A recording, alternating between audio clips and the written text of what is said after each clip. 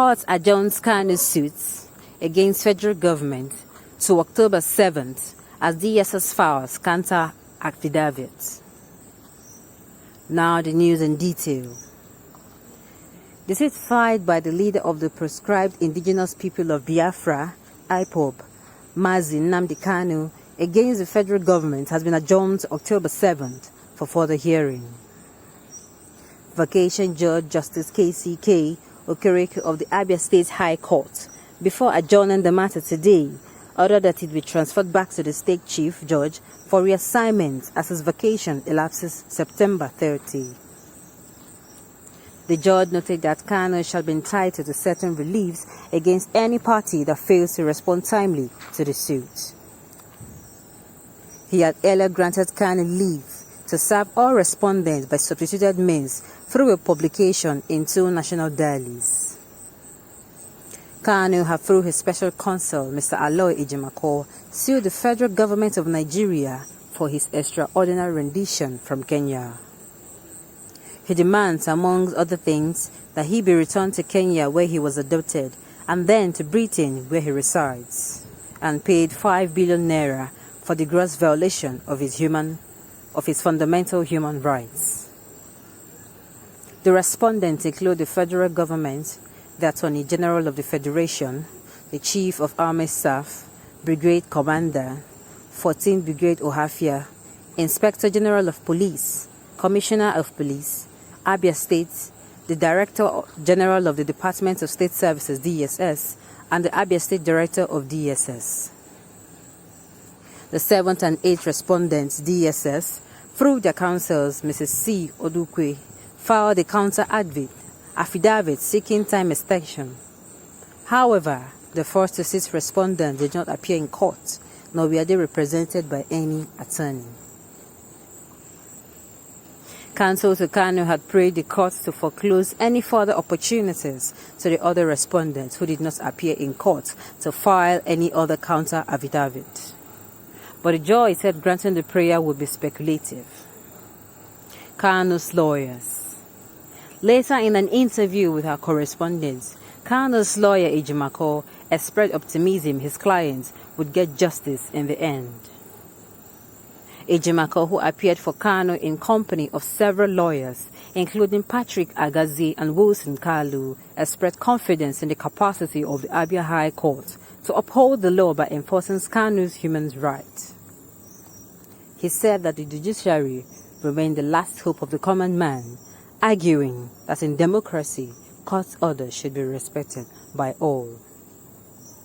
His words, and I quote, "There is an unbroken chain of federal government violations of Kanu's constitutional rights that started with the lethal military invasion of his home in Umuahia and his flight to safety in 2017 and his extraordinary rendition to Nigeria in late June 2021.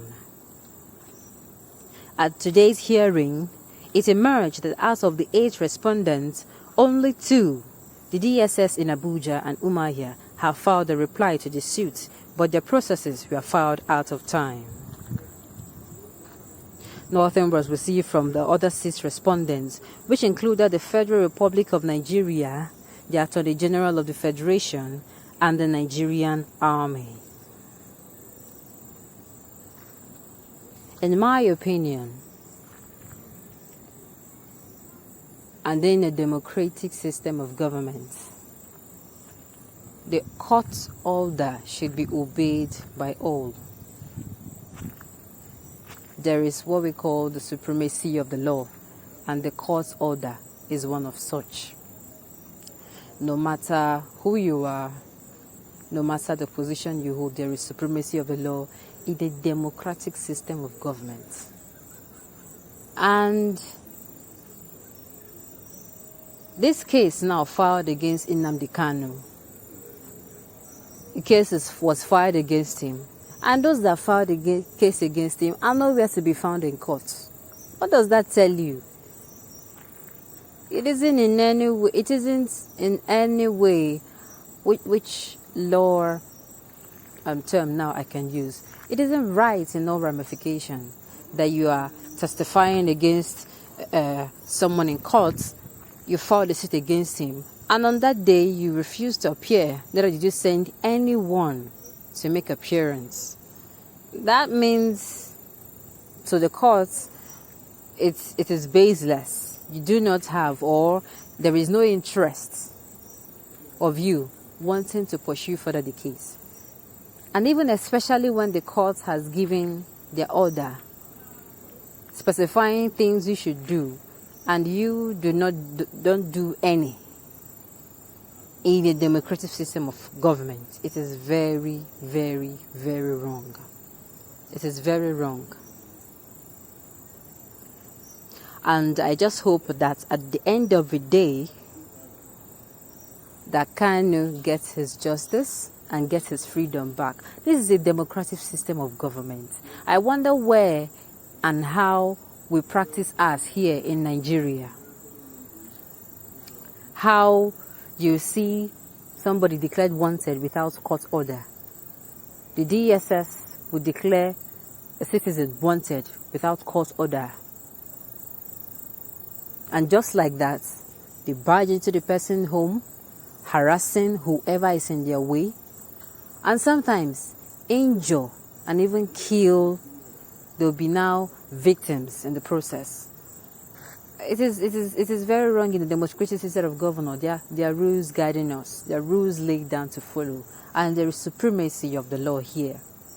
So I wonder which example we are following here in Nigeria. But the right thing for us to do is to give this man justice. After all, the court has even declared him not guilty. He's not even guilty as charged. And he has even been, and the federal government has been told to pay him a sum of money for violating his human rights. So that's the court order in Nigeria. And in a country such as Nigeria that practices democratic system of government, it should be only the irrational thing to go with the court order.